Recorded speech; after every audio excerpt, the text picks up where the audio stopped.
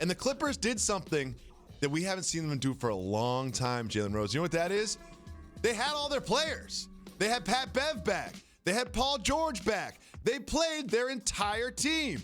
Jalen, how important is it for them to get more time to all play together before they get ready for the playoffs? That was a terrific performance by the Clippers. And while the Grizzlies are in the 8th spot, they were playing without their second-best player in Jaren Jackson Jr., their interior presence that gives them so much flexibility and versatility up front. And in watching this game, before I get to the Clippers real quick, I came to a revelation that the Grizzlies, they're not holding that 8th spot. Oh. They're not holding that 8th spot. Oh. The Pelicans and Zion coming to get that spot. You think so? They're coming to get that spot. And you know Ja's my guy, but Jackson is hurt. Jackson is hurt. Dylan Brooks has been struggling shooting the ball. And the Clippers, made their defense look like Swiss cheese. Like everybody was making plays versus their squad. You just showed the Kawhi Leonard, Dr. J type takeoff, and watching it live, I'm thinking he gonna go with the right and the defense come, and he just freaking and go with the left. Paul George gets him off to a good start, making a jump shot mid-range, and then they do a down screen for him, and he make a three in the right corner, and then you get all of the players that come in off the bench, Montrezl Harrell getting duck-ins and getting lobs over the top for dunks. And then Morris came in and made a couple plays. Reggie Jackson got involved, dropped a dime to Lou Will, who made a jump shot. So they were firing on all cylinders. Zubac was blocking shots and contesting at the rim. So that was the collection of the Clippers that made me feel like they also are my favorites officially, Jacoby, when they're healthy, to win the NBA championship this year. It's now been several games since the Rockets traded Clint Capella and sort of just committed to the small ball lifestyle.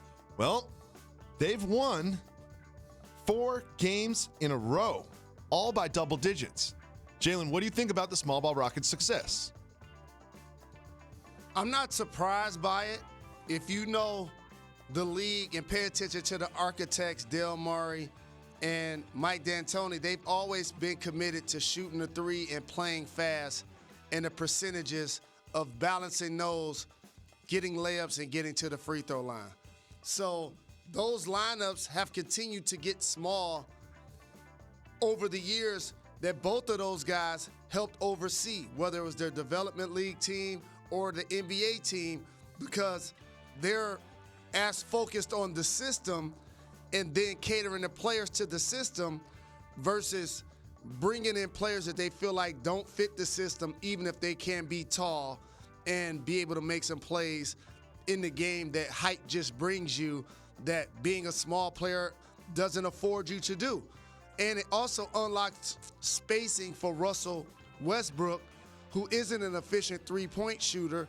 You now give him an opportunity to have bigger driving lanes, and in turn make it easier for James Harden, because now he has a dynamic duo and they're both being productive, and now he can get nights like this.